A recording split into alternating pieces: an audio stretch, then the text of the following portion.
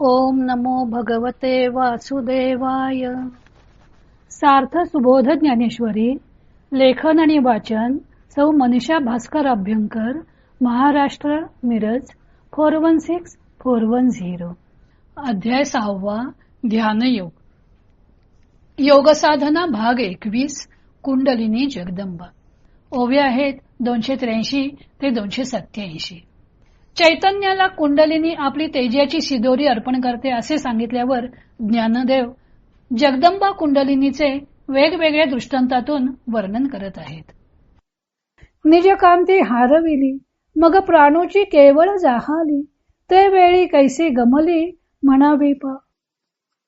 याप्रमाणे आपले तेज अर्पण केल्यावर ती कुंडलिनी केवळ प्राणवायुरूप होते, तेव्हा ती कशी भासते म्हणून म्हणाल तर, हो का जे पवनाची पुतळी, पांघुरली होती सोनसळी, ते फेडून या वेगळी ठेविली तिया. जशी एखादी वाऱ्याची पुतळी असावी व तिने पितांबर नेसलेला असावा व मग तिने ते वस्त्र सोडून ठेवावे. ना तरी वायूचेनी अंगे झगटली, दीपाची दिठी निवटली, का लखलखोनी हारपली विजू गगनी. अथवा वाऱ्याची झुळूक लागून दिव्याची ज्योत नाहीशी व्हावी किंवा आकाशात वीज चमकून अदृश्य व्हावी. तैशी हृदय कमळ वेरी, दिसे जैशी सोनियाची सरी, ना तरी प्रकाश जळाची झरी वाहत आली. अथवा हृदय कमळापर्यंत जणू काही सोन्याची सरी अथवा प्रकाशरूप जलाचा झरा जसा काही वाहत आला आहे तशी ती दिसते. मग ते हृदय भूमी पोकळे, जिराली का एके वेळे, तैसे शक्तीचे रूप मावळे शक्तीची माझी. मग तो प्रकाशाचा झरा जसा हृदयाच्या पोकळ भूमीत एकदम जिरावा, त्याप्रमाणे शक्तीचे रूप शक्तीमध्येच मावळते. कुंडलिनी तेजतत्वाचा लय करवून घेते व द्वैत बुद्धी नाहीशी होते. आपले तेज चैतन्याला अर्पण केल्यावर ती वायुरूप होते. हृदयाकाशात येईपर्यंत तिने पृथ्वी व आप या तत्वांचा निराश केलेला असतो. आता ती हृदयस्थानी आल्यावर तेज तत्वाचाही निराश करते. मग वायू व आकाश ही दोनच तत्वे शिल्लक राहतात. तेज तत्वाचा लय झाल्यामुळे कुंडलिनीचे तेज स्वरूप लोपते व ती वायू रूपाने राहते. ही क्रिया ज्यावेळी घडते त्यावेळी सुषुम्नेतून विजेचा लखलखता प्रवाह मूर्ध्नी स्थानाकडे वेगाने वाहतो. म्हणून ज्ञानदेवाने कुंडलिनीचे अनेक तेजस्वी उपमानी वर्णन केलेले आहे.